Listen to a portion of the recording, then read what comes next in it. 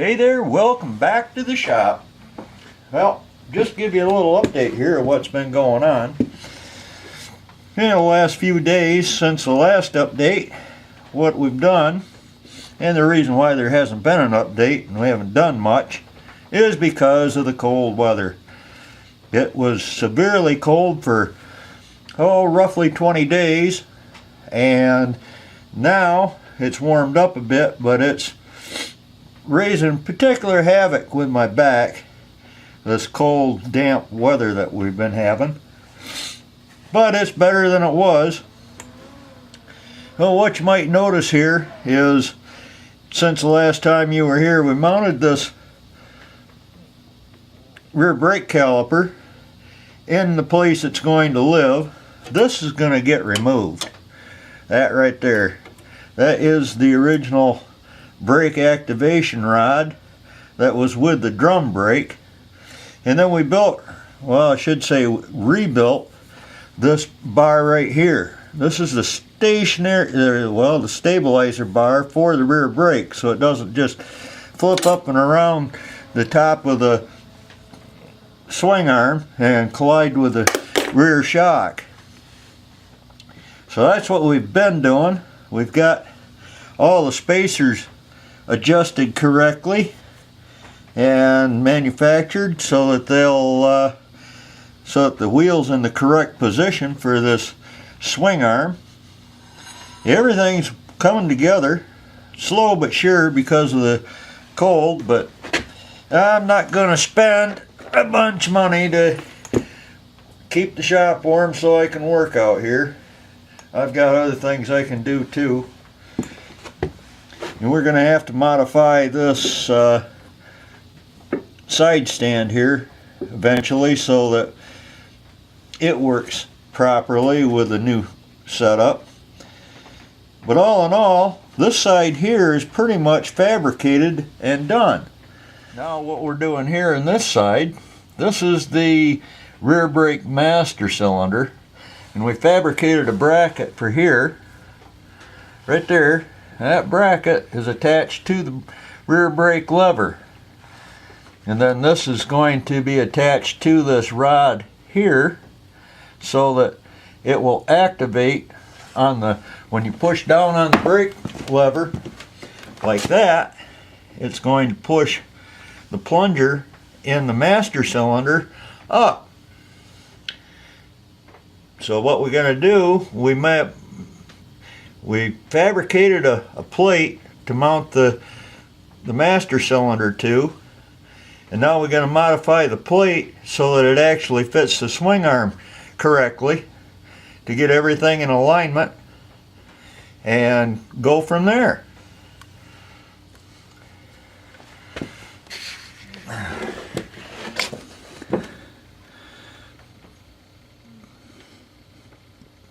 And this is the fabricated plate, and it's only being held on there with a super strong magnet at this time.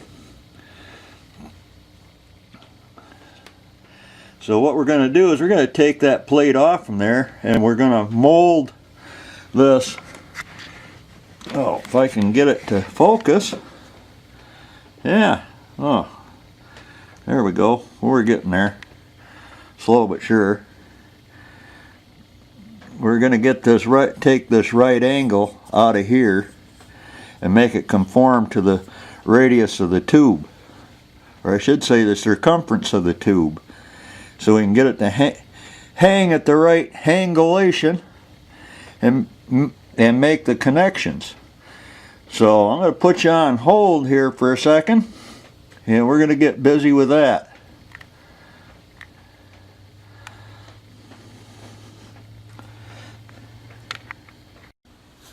Okay, what we've done now is we've taken a piece of pipe, we mounted that in the vise along with our part that we're making.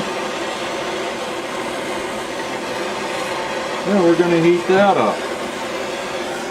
We're going to move some more stuff so we don't get burned up.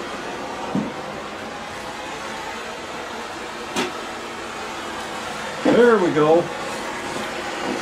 Yep.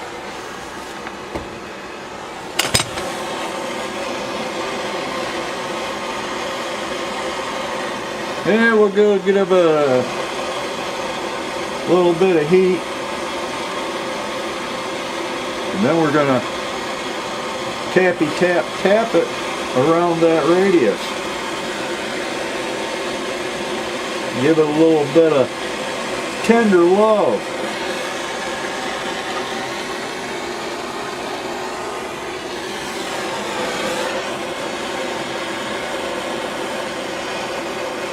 That ought to be enough for a minute. Yep, that ought to be enough for a minute. We'll take this.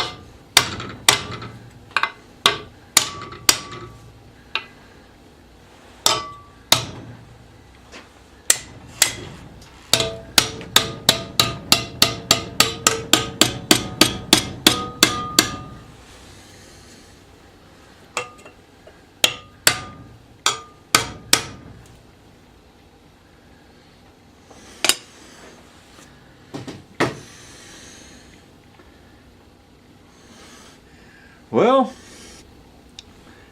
we need to get it hotter so we can bend it better. And the best way to do that is put the glove on so I don't burn myself. Yeah, there we go.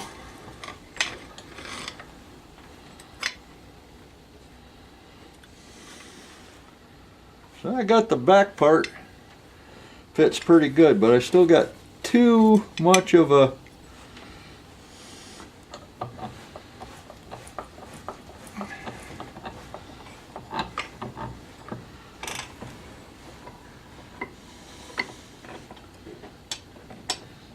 square corner on the one end.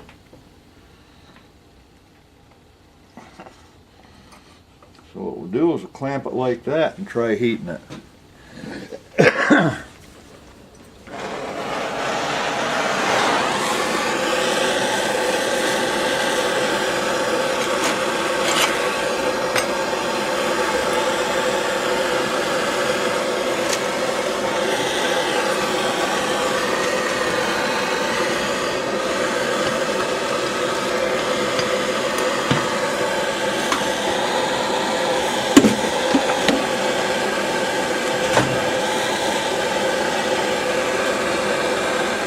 There, now you can see what we're doing. I've got that torch propped up so that it can't fall over, and we're concentrating the heat on the end of that plate so that we can bend it to that radius.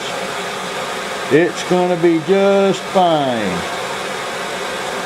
In just a minute, I'm going to put the gloves back on, and we're going to see if we can get it so it's right. I think we can. So I'm probably going to block your view anyway.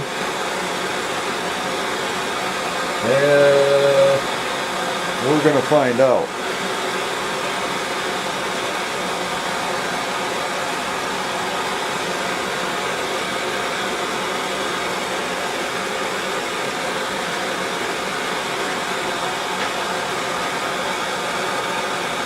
Okay, so in the last few minutes since the last time I saw you, what we've done, ooh, got a shadow. Yep, got a shadow.